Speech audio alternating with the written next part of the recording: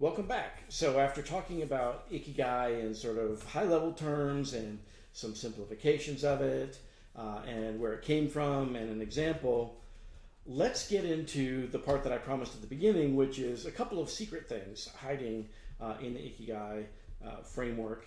And let's find a couple of missing pieces that I think are important for fueling your fulfillment as you pursue your purpose and thriving.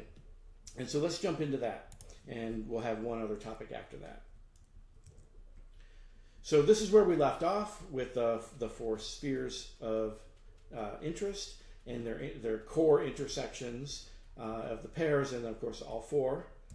And one of the things I'd like to point out is if we're thinking about our pursuits in thriving, right?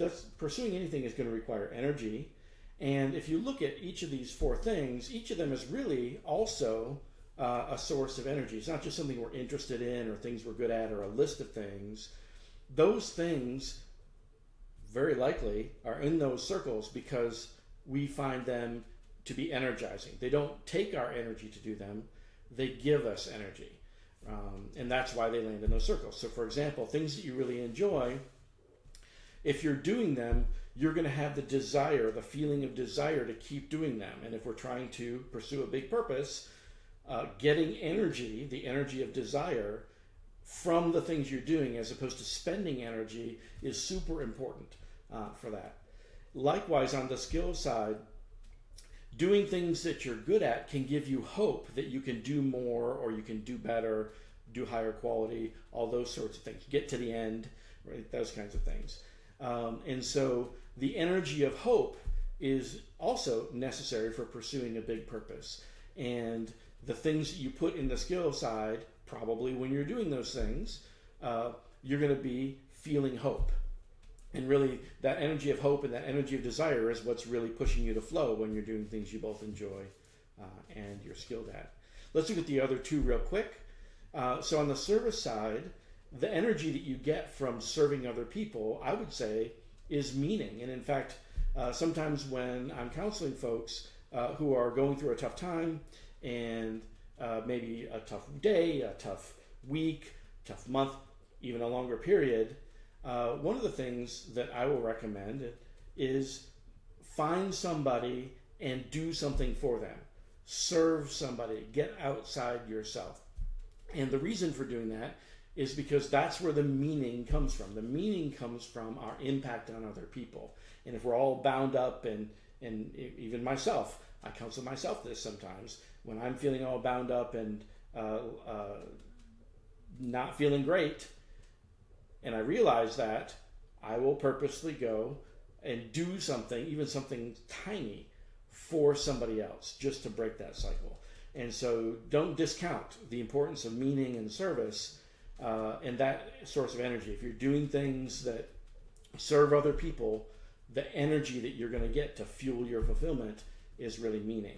And then finally, on the capital side, the obvious fuel, the fuel of pays our mortgage or for our vacations or puts food on the table, all those sorts of things. Capital, right? And again, if you're doing things in the earning, what are you doing? You're acquiring fuel for your fulfillment, that fuel being capital, because you're going to need capital to pursue your big purpose. So even though people don't really talk about it that way most of the time, I would say the energy notion or dimension to these four circles is super, super important.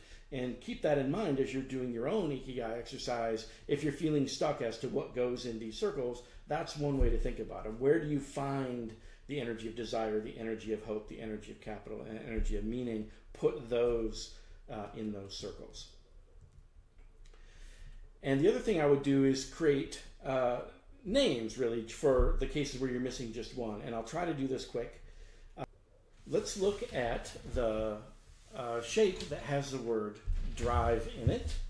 And this is inside all three of skill, service, and enjoying, but not inside the earning, right? So you may feel like if you're doing things in that area, there's lots of great things about it because you've got three of the things working, but you're missing the earning part. And so it's going to feel like you're just driving, trying to get to the point probably where you get the capital. And let's look at the other one. So if we look at the survive one, right, you're sitting there at the intersection of skill and earning and service, but you're not doing things that are inside the enjoying. That may feel then like you're just trying to survive, right? You're doing things you're good at, you're serving other people so you can earn, but you're not enjoying what you're doing. You're really in survival mode, and you could get very worn out from that. And so let's look at the other two, craft and grind. So if we look at grind is outside the skill circle, and this could be you're enjoying what you're doing, you're serving other people, you're earning money, but you don't feel like you're good at it. And so you're just grinding away, slogging. Things are taking longer than they should. They're harder than they should, but you're doing it anyway. You're grinding.